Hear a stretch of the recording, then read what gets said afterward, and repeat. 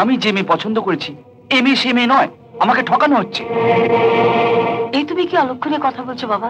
অভিজিৎ, সবকিছুর একটা সীমা আছে। শেষকালে সবার সামনে এসে আমাদের বাড়িতে এই নাটক করছিস? নাটক? নাটক তো তোমরাই করছো। তোমাকে আমি দাদার মতো শ্রদ্ধা করি বলে ওর পাল্লায় পড়ে তুমি আমাকে ঠকাতে পারো না। ও মোটেই তোমার বোন নয়। কি আমার বোন নয়? না, ওকে আমি খুব ভালো করেই চিনি। ও আমাকে চেনে, মডার্ন গার্লস কলেজে পড়ে। জানো বাবা, আমি ওর পেছনে লাগতাম বলে ও একদিন রেগে গিয়ে বলেছিল তোমাকে প্যাচে ফেলে বিয়ে করব। কি মনে আছে?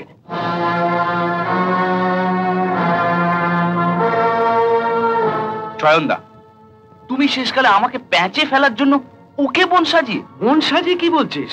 ওই পিঙ্কি তো আমার একমাত্র বোন। বাবা, মামা, তোমরাই বলো না যে পিঙ্কি আমার একমাত্র বোন। আমি বিশ্বাস করি না। বিশ্বাস করিস না? দাঁড়া।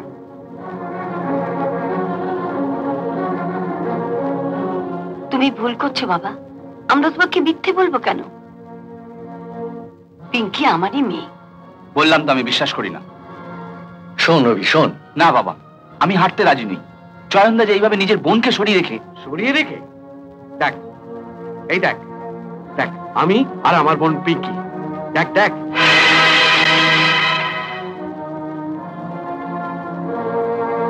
কি এবার কিছু বল। হ্যাঁ, এই সালোয়ার কামিজটা পরেই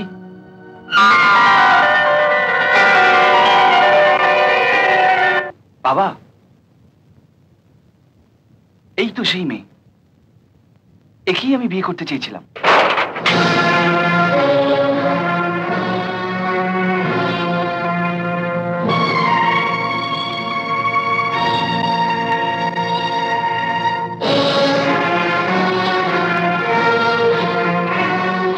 আমার ছেলে হয়ে তুই সবার সামনে বলছিস তুই একটা বাড়ির ঝিকে বিয়ে করতে চাস?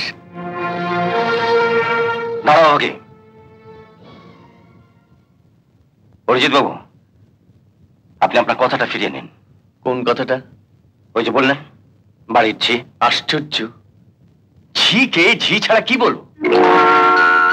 আপনি কি করে বুঝলেন ও বাড়ির ঝি? এতে আবার বোঝাবুঝির কি আছে? এই তো দেখলাম যে চায়ের ট্রে হাতে ঘরে ঢুকলো। চায়ের ট্রে হাতে নিয়ে ঢুকলো বলে ওকে আপনার ঝি বলে মনে হলো?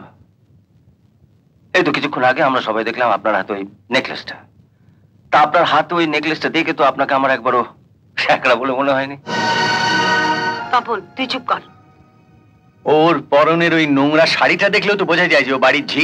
পরনের কাপড় জামা দেখে জাত বিচার করবেন না অরিজিৎ বাবু।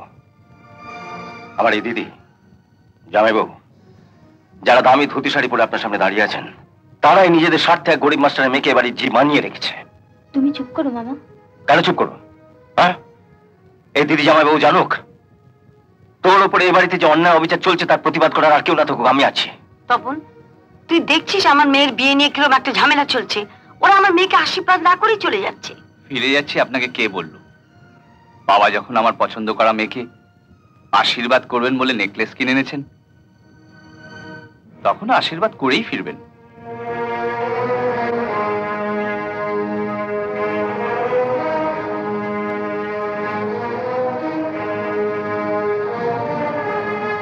বাবা, একটা গায়ের মেয়ের প্রতি এই পরিবারের অন্যায়ের প্রতিবাদে মানুষ হয়ে মানুষের মতো একটা কাজ করো বাবা।